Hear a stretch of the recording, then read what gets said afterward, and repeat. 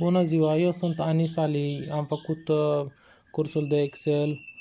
Ce pot să vă spun? Mulțumesc frumos pentru curs. Am încercat de mai multe ori să învăț acest program, dar nu știam de unde să apuc. Tutorialele pe YouTube sunt cu vorba multă și degeaba, parcă nu aveam răbdare să stau să învăț acolo.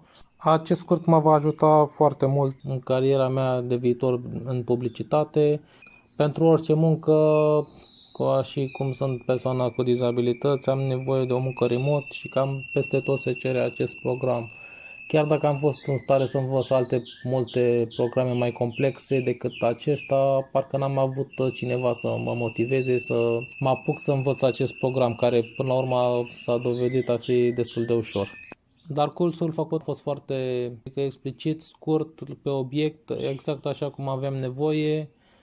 Deadline-ul pentru terminarea cursurilor, temele, toate alea au fost foarte ușor de înțeles. Introducerea în acest program a fost foarte ușor, n-a fost deloc plictisitor și vă doresc mult succes în continuare.